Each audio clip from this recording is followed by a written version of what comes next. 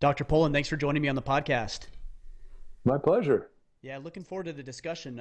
There is obviously a lot of information going on now regarding coronavirus and a lot of rumors and some uh, verified information, but I figured it'd be good to just get to the heart of the matter and really discuss with an expert as opposed to all the random thoughts that people have in times like these.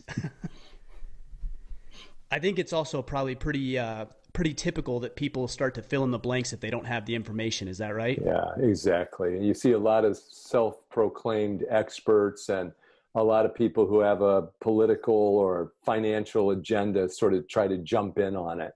Yeah.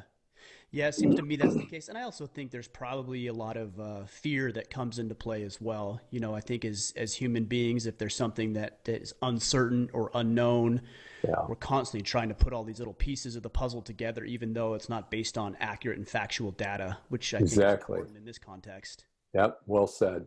Can you tell me a little bit about what it is you do, and then that'll give us some context for the rest of the discussion? Sure. So I'm a physician scientist at the Mayo Clinic in Rochester, Minnesota. I'm the director of the Mayo Vaccine Research Group there. I'm the editor of our journal. I spent 20 years advising the Department of Defense on issues like this. So this is a virus we're familiar with. RNA viruses, and this is one of them, are something I've spent 35 years studying. So we have a lot of information, but not as much as we'd like. Yeah, that's the thing. And it seems like everywhere you turn, there seems to be conflicting data and information, which, again, I think is typical, especially when you have so many people talking about it. I think this is probably, I was going to say the first time, but really where we have this mass exposure to information via social media and everyone has a platform relative to some of these pandemics that we've dealt with in the past. Yeah, I think it's kind of a unique period of time in that regard. Yeah. So, what is it that generally, and we can get more into the specifics here, but what is it that you are finding that is different? And I don't want to put words in your mouth. I would use the word alarming, but maybe that's not a word you'd use. I'd like to hear your perspective on this virus. Yeah, well, just a statistic that I pulled up to tell your listeners about.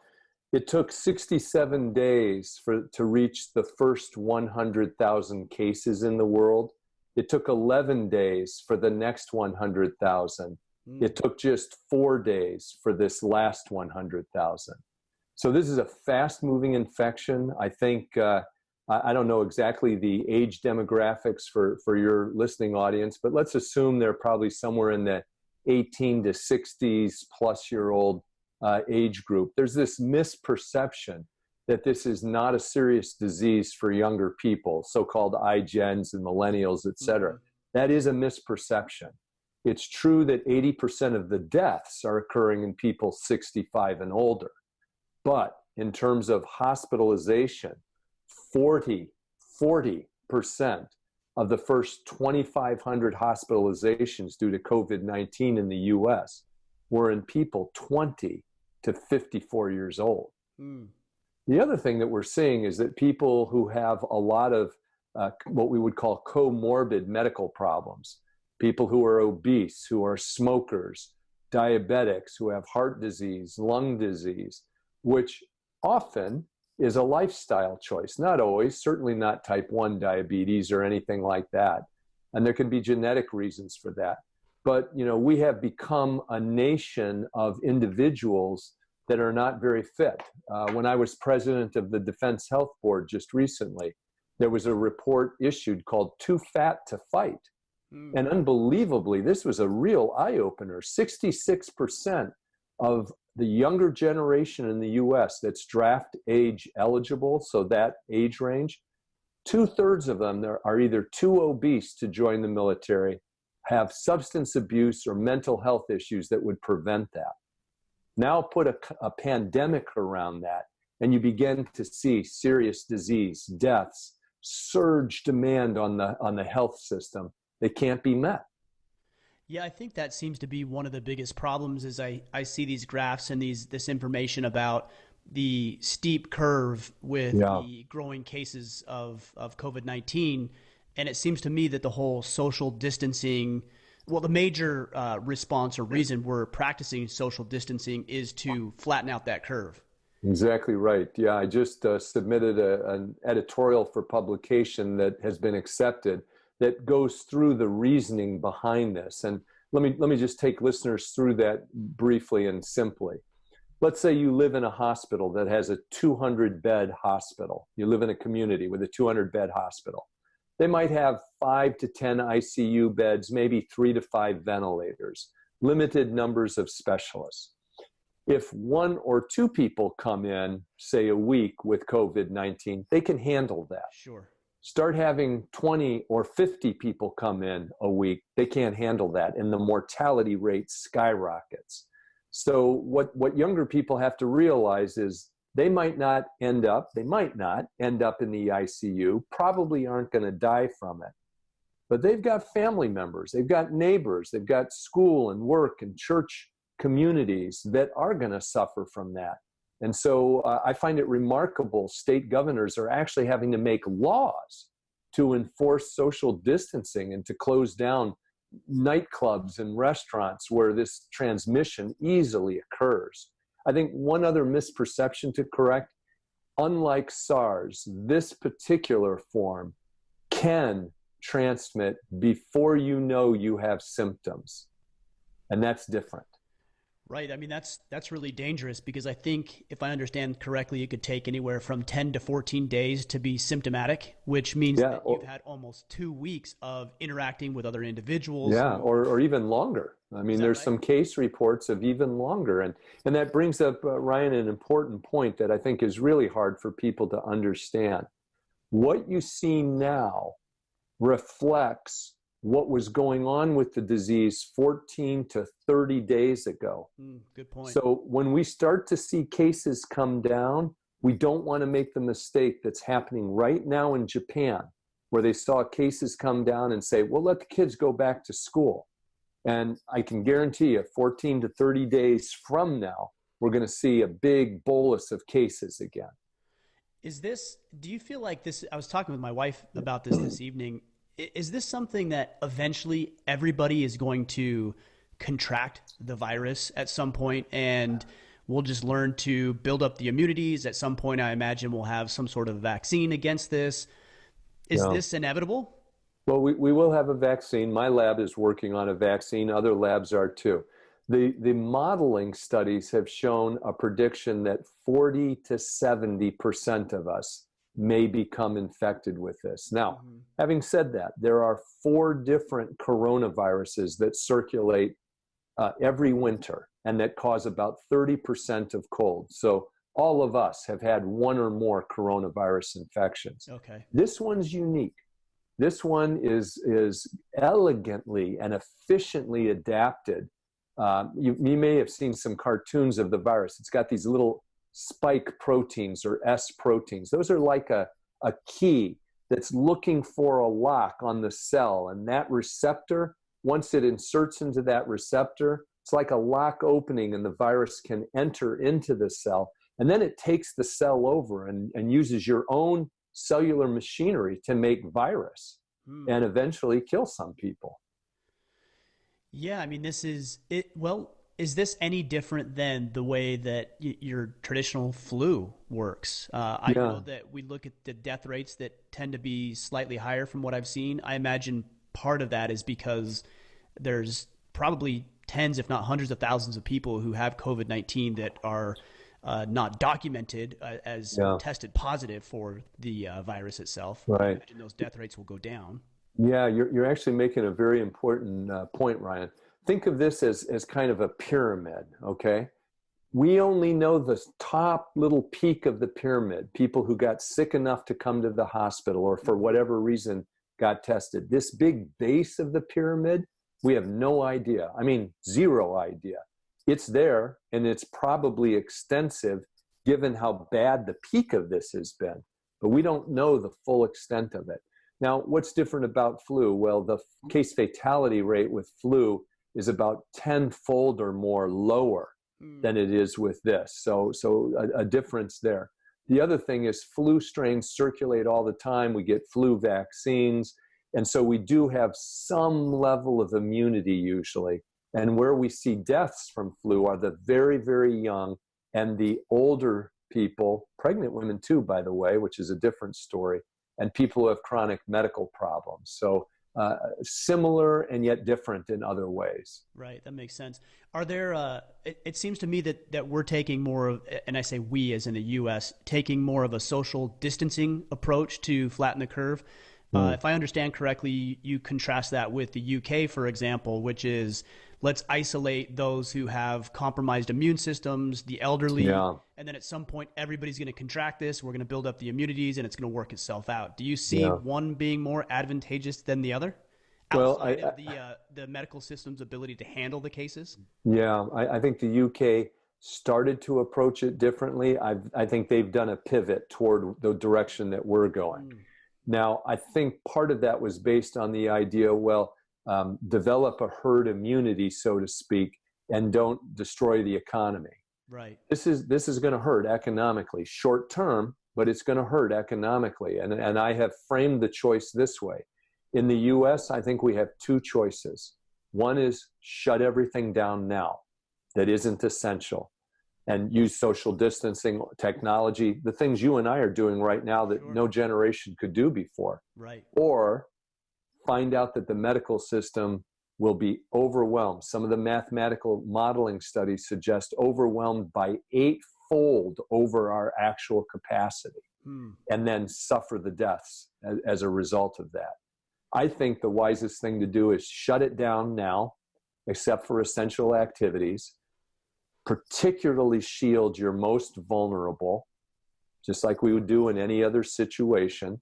And then as these cases slow down and stop, wait 14 to 30 days, sound the all clear, let the young people go back to work, be sure that we don't have a resurgence in cases, and then relax the requirements for everybody, especially your older, more vulnerable people.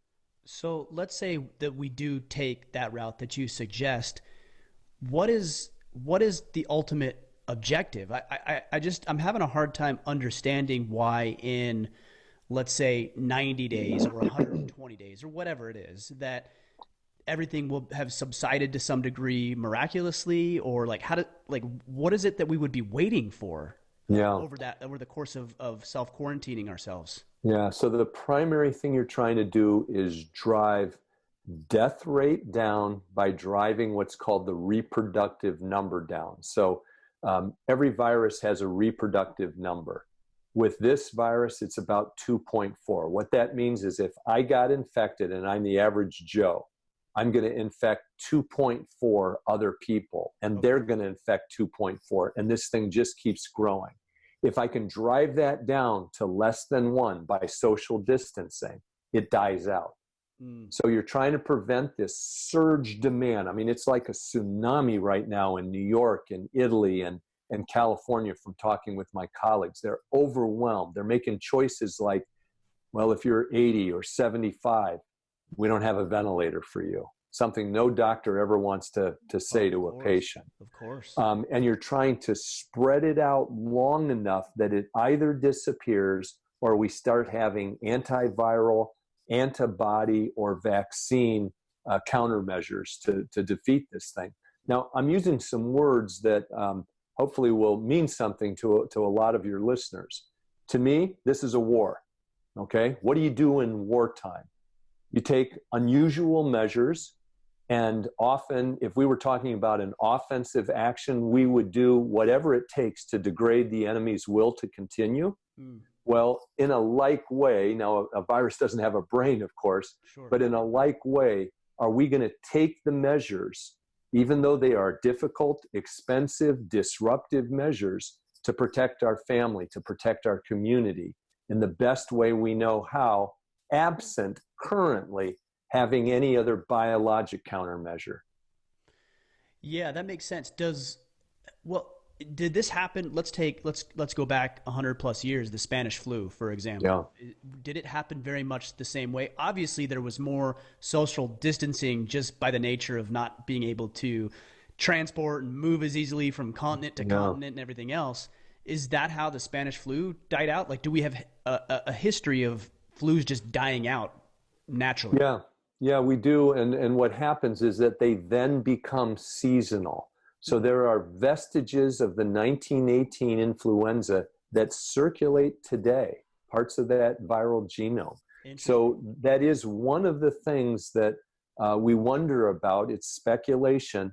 With the seasonal coronaviruses, we see them in the fall and winter. Then they disappear in the summer, come back in the fall and winter. Is that going to happen with this one? All we know is that in November of 2002, when SARS started, it stopped on its own in July of '03, and we've never seen it again. Now, this virus is about 80 to 90% identical to what that SARS virus was in 2002, but has some critical differences. Sure. Yeah. That's really interesting. Does the body then also develop its own antibodies to be able to fight against these things? I guess I'm asking if once you contract COVID-19 and essentially defeat that virus, has the body then learned how to fight effectively against it? That's a really insightful question, actually.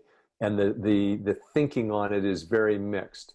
With the seasonal coronaviruses, you have immunity for months to maybe a year or two, Okay. and then you can get reinfected. SARS stopped on its own. MERS started. We have very few cases, so we don't know whether somebody could be reinfected. There's one study of monkeys where they infected 4 monkeys. They sacrificed one to see what the extent of disease was. The other 3 they let recover for a month, only 1 month, re-challenged them, exposed them to the virus, and they were protected. So we know for a month you're good, but how much longer after that, we don't know. Well, I imagine, I mean, it's encouraging nonetheless to know that even in that time frame, because you would imagine that it would go longer. It's just a question of how much longer that immunity is good for. Exactly. Yeah. So then what does your work consist of? And I know we can't get into the nitty gritty, the very specifics of everything that you're doing, but generally, how do you begin to develop vaccines and work towards creating solutions to these problems? Well, we're trying to advance the science. That's our goal. I took an oath as a physician, and I intend to fulfill that oath. And that means I'm going to put myself in harm's way, as a lot of other healthcare workers, a lot of first responders, a lot of military members. We put ourselves in harm's way because that's what we do. We signed up for that. So how do we start? We first want to know that base of the pyramid that you pointed out. We're going to look in our community with testing that will be developed to say how many people are being infected and at what rate. The other thing, of course, is an interesting thing is once you know that somebody's infected and presumably immune, you can deploy them. They can now be in the hospital on the front lines of this war with immunity. Sure. Now, how long is one of the things we want to find out. The other thing is that this virus could very well act differently, depend on genetic variations in your own cell receptor and your genetic background. That's one of the reasons, perhaps, that the Chinese had such a higher case fatality rate than we've experienced here in the US. There are other factors too, but that's one idea. So we want to actually sequence through the receptor on human cells to see what kind of variations are there, and are they associated with different levels of severity of illness and of death. The other thing that we're doing is we developed some technology where we can actually see what your human immune cells see, little fractions and pieces of the virus. And we're going to use that in a patented technology we developed to say, could we develop a vaccine that everybody could take? Not a live attenuated vaccine that pregnant women and kids and immunocompromised people can't take, but a vaccine that could be delivered to everybody. So we've just starting to identify the funding for that, and hopefully it'll be a go soon. Is that something, that vaccine you're talking about where it'll apply broadly, is that available in other vaccines? Is that something that has been done before? It has just, if you've read at all about some of the universal influenza vaccines, Mm, some of the early studies have used that kind of idea and it worked. So we're interesting. hopeful. We're hopeful. Yeah, I imagine you sit in an interesting position because you're talking about being hopeful and optimistic, and yet you're a scientist, which means that you look at the data and you try to be as objective as you possibly can when it comes to Right. measuring these things. It's a very Right. interesting position, I imagine. Well, and it's a tough one because in the last 9 weeks, I don't know, I've done probably 400 national and international interviews with every media outlet that you can imagine. By the way, we periodically do live Q&As on an Instagram that my son actually helped set up at Dr. Greg Poland. Good. We'll sync it up But so the people know where to go. all right, and the thing that we sometimes have trouble with is you'll hear people say, well, such and such a drug combination really looks like it's going to work. It's going to be a miracle cure. All I can say is the medical literature is littered with tens of thousands of papers where when we actually study something thoroughly, it turns out not to help and or causes harm. Mm, So when you hear about, for example, you're hearing about hydroxychloroquine and azithromycin being a cure for this. Well, maybe they had some patients that seemed to do better when they got that combination. Now what we have to do is study it in a clinical trial for exactly the reason you're mentioning. How do you be measured, thoughtful, peer review, evidence-based, so you know you're helping and not harming? yeah, I listened to an interview earlier today with the say it again one more time for me. The hydro. Hydroxychloroquine. Okay, so the hydroxychloroquine. Call it Plaquenil. That's its trade name. Plaquenil. Okay, we'll call it Plaquenil. That's easier for me. So, yeah, an actor that had contracted COVID-19 has suggested that he feels better, and I thought to myself as Yeah, I was listening, well, it's probably been 3 or 4 days, and it might exactly. just be that your body is doing what it needs to be doing. Exactly. You got it, man. Yeah, it's hard because we do want to be hopeful and we do want to be optimistic. And I think that's actually a good way to look at it because could you imagine the world, not just with this pandemic, just the world and everything that we have to deal with in general, if we were Mm, always so pessimistic and thought the yeah. world was going to end every single day of Yeah. our lives? We wouldn't be able to Well, function. yeah, and just to kind of play off what I understand order of man to be, order of men, that's not what a man does. A Yeah, that's man, a man realistically assesses the situation, delivers hope, and then actions that hope by how he performs, how he speaks, and what he does and doesn't do in some cases. yeah, well said. Well said. I really like that. Yeah. Well, on that note, do you think that people generally, I mean, I guess we see both sides of the spectrum, but are people overreacting? You know, I've seen some videos where, and this was roughly a month ago that you had done that I was looking at, and how things can change in a period of 4 weeks. Oh yeah. But do you think that generally we are responding to it responsibly? Are we underreacting? Are we overreacting? Where do we sit on this spectrum?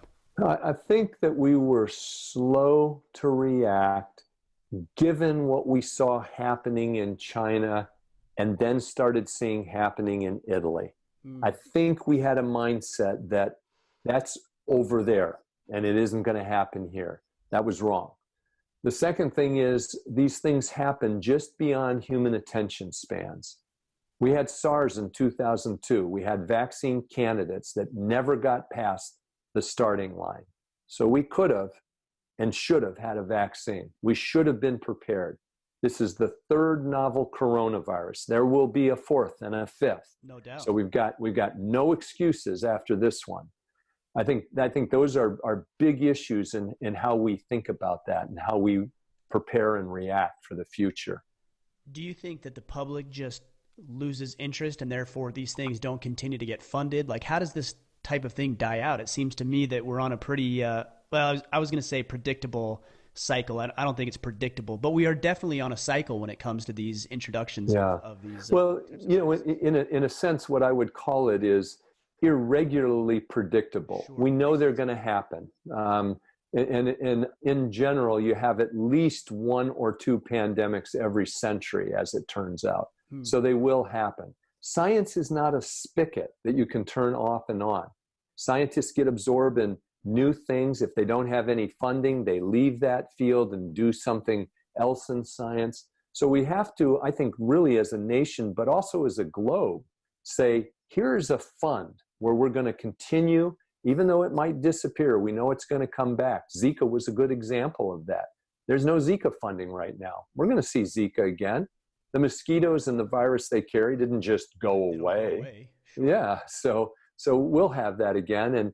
And getting back to your earlier question, are some people panicking and others underreacting? Yes, in both cases. We have some people doing some really dangerous things. You wouldn't believe, Ryan, the kind of things that people send me.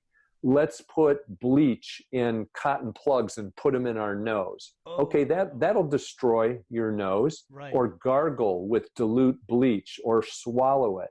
Your esophagus will never be the same again. Oh, or doing that to their pets in an attempt to disinfect their pet. Well, that's wrong from the very beginning. There is no evidence that we're giving our dogs or our cats these viruses or they're giving them to us. Even though the CDC has issued some very, very precautionary things about, well, maybe when you're really sick, don't let your dog lick your face and share food with your dog or anything. I mean, I think that's generally just good practice anyways. But. That's right. I mean, I love my dog, but I don't trust her to guard my hamburger. Yeah, exactly. And then other people are under-responding. And, I don't want to unfairly cast blame. But again, in some of the younger aged people who said, well, I'm invincible. I mean, that's why we send our young people to war, right? To begin with. We don't send guys my age because we know what can happen. You know better. And they're in the bars and the nightclubs and the restaurants and the sporting events and things like that. And I understand that at one level, but they're taking risk, and they're taking risk that's unnecessary. There's a difference between a calculated risk and an unnecessary risk. Yeah, that's a great point. I think you've got to weigh the pros and cons. And to me, going out and partying with your friends doesn't seem to hold a lot of benefit for me. I'm speaking for me. Doesn't seem to hold a lot of benefit over the potential risk that I'm exposing not only myself, but my family with young kids here. And and especially because nobody's saying, life won't go back to what we call normal. We're saying suspend. That's all. It's short term. And Ryan, one of the things I was reflecting on, when you look back at all of human history prior to our current generation, now I'm going to put the great heroes that are in their 80s and 90s and were in World War II, to the side, and certainly our military who have faced dangers while the rest of America is shopping at the mall. My father was a career Marine, my brother a career Marine, my son is in the military as a pilot. I worked for DOD for 20 years. I know the calculated risks and sometimes the unknown risks that they take. We don't have to take those risks. All we're doing is saying, look, life's going to be a little different. In every age prior to this, people faced famine, pandemics, wars, world wars. That's not what we're talking about here. We're talking about temporary suspension for maybe a matter of months and then back to normal. Right. Yeah, I think it's challenging for a lot of people because they haven't experienced real hardship. I've seen a lot of these, we'll call them social issues that tend to arise. And a lot of them to me seem like we're just making things up to be worried about. But a lot of these types of issues have gone away because we actually have something real to worry about now. Yeah, that's right. And I think too many people just haven't been exposed to hardship. So when they can't get their favorite mocha frappuccino, it's the end of the world, when in all reality it's nothing. It's insignificant. It's meaningless. I mean, just to put a contrast on it, it is unbelievable to me that we've got a generation that if they hear a viewpoint different than theirs in college, they need safe spaces and micro trigger warnings. Okay. Right. At that same age, my dad got the Bronze Star for his first tour in Vietnam. My wife's father got yanked out of his senior year in college and won the Silver Star for rushing a Nazi pillbox and saving a lot of lives. This is a very different thing that's happening to us, nowhere near that and it's temporary. So Sure. let's get a grip, right? Right. Definitely. Well, and let's talk about the other side too, because in all fairness, I fortunately, and it sounds like, well, you're on more of the front lines than I am, maybe even close. But for me, my life hasn't been all that impacted. I'm here Yeah. with my family. I live at home, or excuse me, I work at home. Obviously, I live at home as well. Yeah.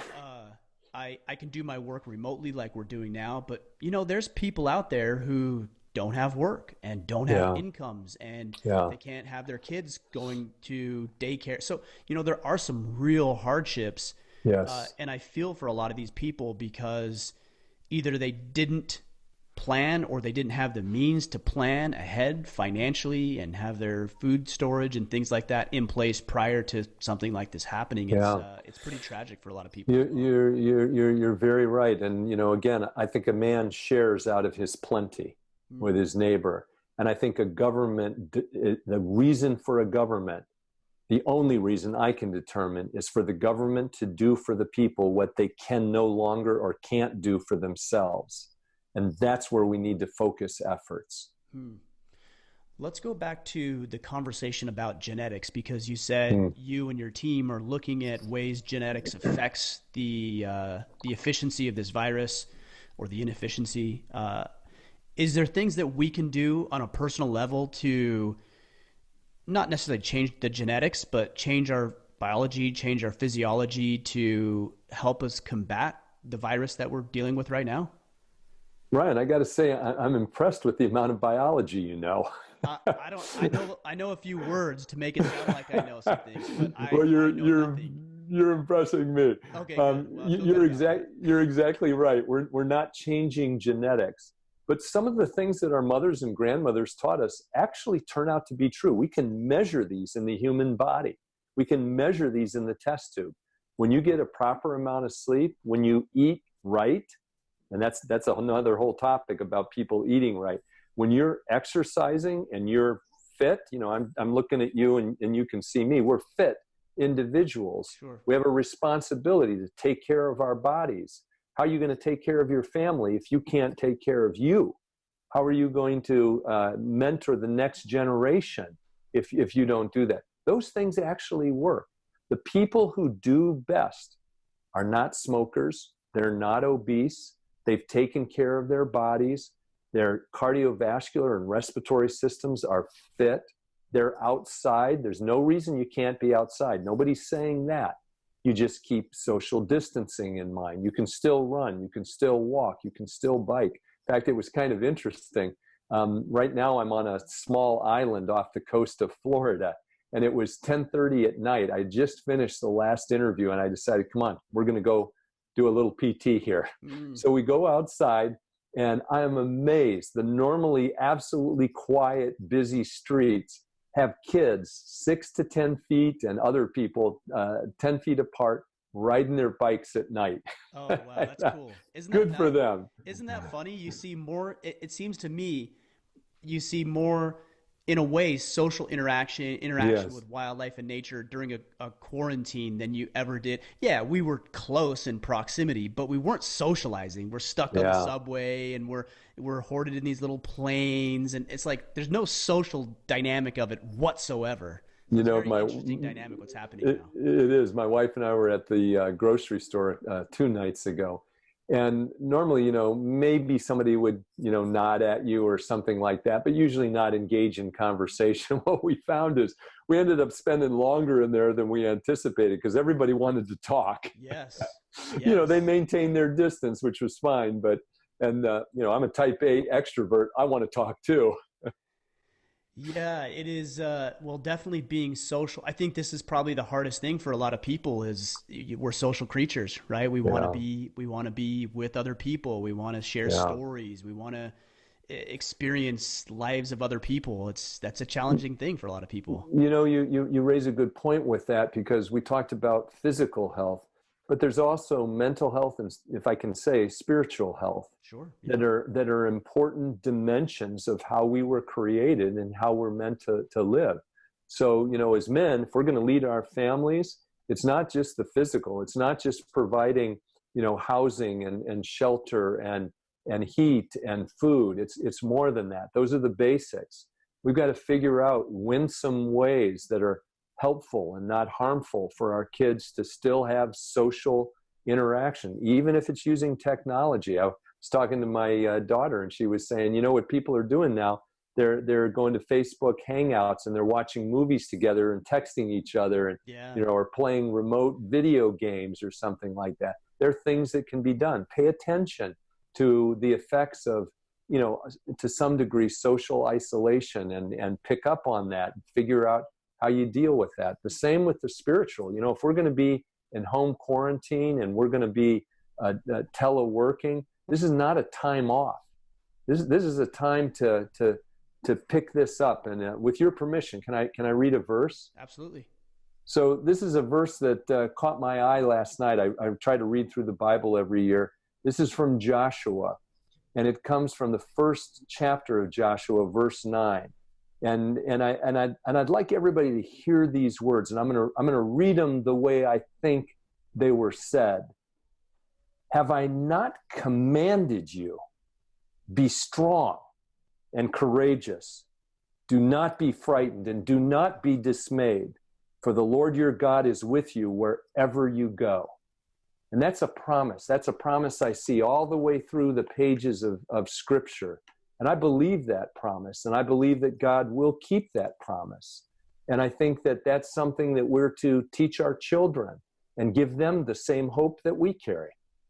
Yeah, I do appreciate you sharing that. I think that hope is very, very important. I think it's very important to maintain a long-term, even eternal perspective on the things that we're dealing with. Yeah.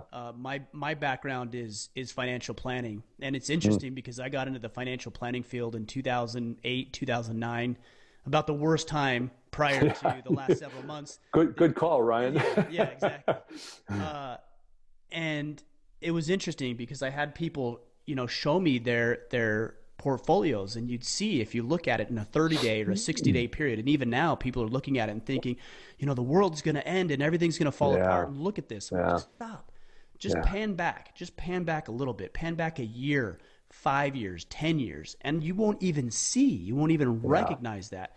If you can maintain some level of faith and hope and optimism, and also doing the work that you should be doing to protect yourself and your loved ones and your community and everything else that we do as men.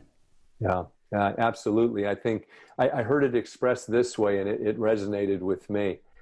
So many people put their hope in wealth or their big house or their fancy car, their bank account, whatever it would be.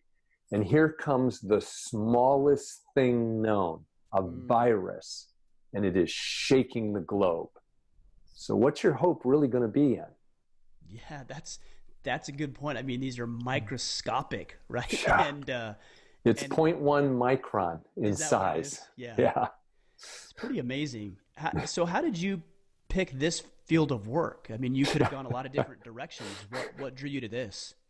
My son Matthew is a professional soccer player and coach in Europe, and he said a friend of his Facebooked him and said, when your dad's on the news, it's never good news. Yes. Yeah, people probably don't like to have to talk with you for the most part. I usually don't tell them I usually don't tell people what I do because they don't want to shake my hand.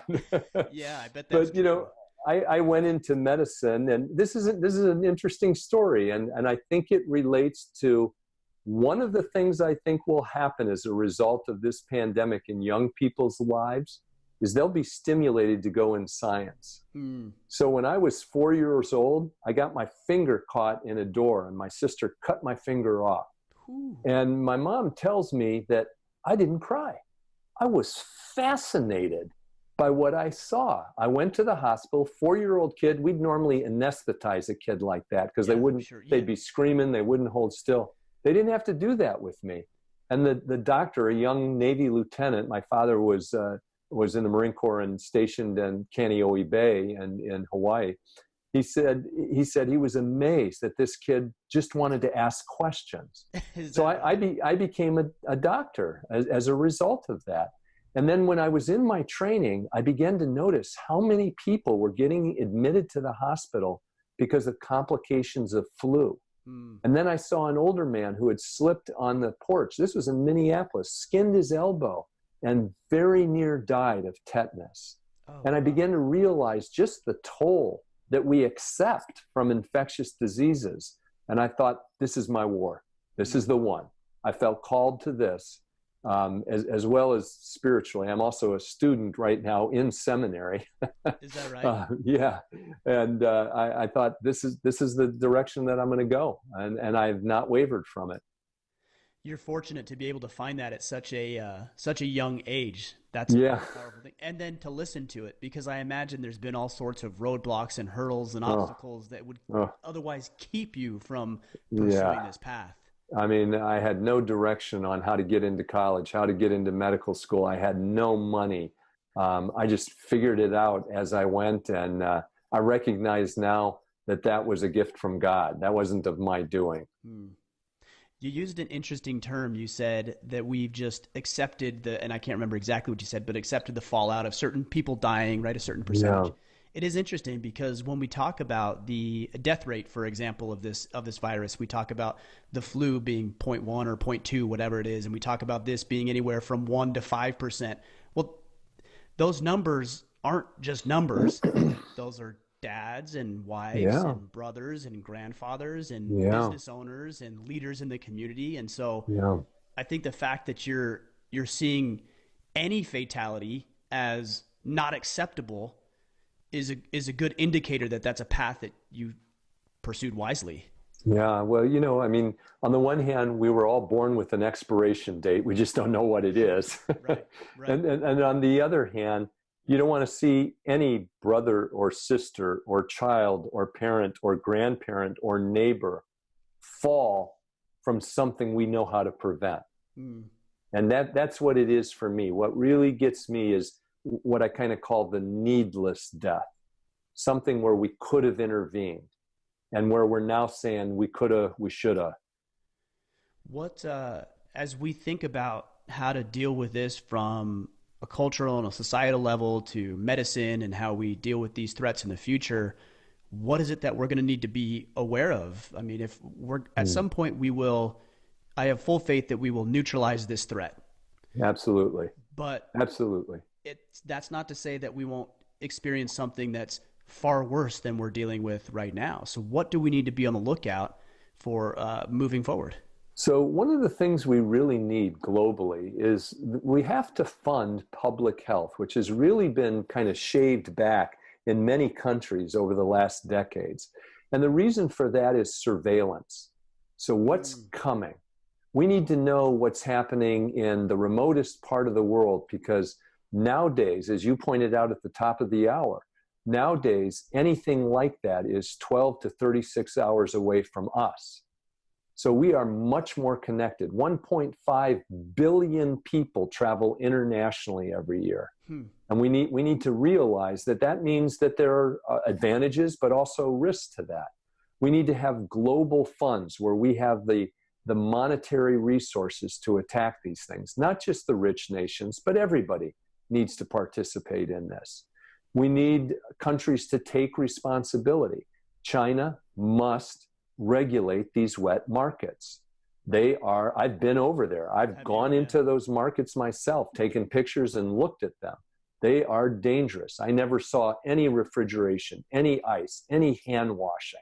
The animals are slaughtered right there on the table or on the ground, and they will sit there until somebody buys them. And you've got animals of every species you can imagine from around the world, not just in China, species that would normally never interact, jammed in next to each other, trading all of their viruses, all of their bacteria. With avian influenza, I went over there. You see chickens jammed in cages, elevated about 5 feet high. Oh, The reason? They poop, which is a rich source of nitrogen. The pigs eat that. The pigs poop, and it runs into the aqua farms so that the fish have that nitrogen. It's a petri dish for right. how these kinds of things happen. And then I think we're just going to have to take seriously that there are risks and that we need to be prepared. And we need to be prepared in big ways. Almost every business I know, and you would understand this better than me, Ryan, They have to shave expenses. Everything is just in time inventory. Mm-hmm. And we have, in my opinion, made the mistake of farming out way too much to China and to other countries because we think it's cheaper. Well, all of those gains we had because we thought it was cheaper over the last 30, 20 years are erased with something like this. So very quickly. We need to have a stable inventory. We need to have, probably through our government, storehouses of the equipment that we're going to need. If you're going to collect taxes from every American, then you have to be able to provide in that time of need for every American. Yeah, that seems like a reasonable request. Yeah. Is to you know, it's easy to spend other people's money ineffectively, but if you are going to use those dollars, then you ought to leverage them to their maximum potential. Yeah, if you're going to do that. Provide masks and gowns and gloves for our frontline healthcare workers. I have no problem paying my taxes for something like that. I have problems paying taxes and finding out that it's been squandered or that people in the government have access to information I don't and act on that to enrich themselves. Yes. Yes, I'm glad that you brought that up. Not somewhere I had planned on going, but it is disheartening to say the least. Oh, I have a few other choice words for this situation, but when you you engage in insider trading based on information that isn't privy to anybody else, and you're supposed to be the ones protecting the public, serving the public. Yeah, there's a huge moral issue with that. You know, what we need is a wall of shame. Well, I'm just worried a lot of these people don't have any shame, so it wouldn't do any good. You're probably right.